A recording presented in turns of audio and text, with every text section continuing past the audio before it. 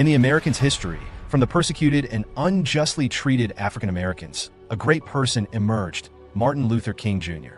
I Have a Dream was about equal treatment for minority ethnic groups in America. He never gave in, even after countless threats, oppressions, and unjust in court.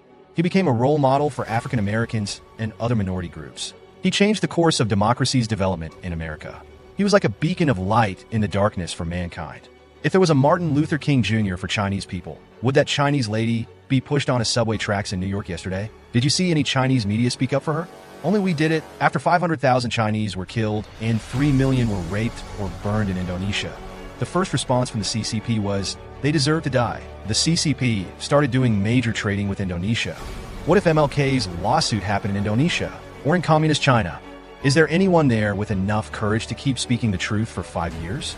In Martin Luther King Jr.'s autobiography, he said, "What I feared the most were hunger, insults, humiliation, and the torment of time. If you have not walked the path, you cannot comprehend the experience of sitting alone and facing questions in a formal setting for over 10 hours." This situation closely resembled the lawsuit between me and Miles Guo and Xia. This involved spending 18 hours a day, 14 of which were spent sitting on a hard chair. People like Xim Xiong and those from Boishuan were also present. Miles Guo fell asleep 7 or 8 times while I sat there in an upright pose. Tell me who can bear it for 5 days in a row. And what about all of the other depositions from these lawsuits? But I really do share the same feeling as MLK. To be able to make it through while having to bear this kind of loneliness, humiliation, insults, and torment. How dreadful is that?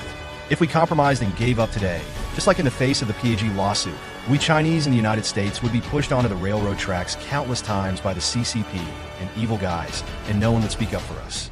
If we cannot get the truth out of this lawsuit, we Chinese in the United States will forever be slaves and victims of the judiciary.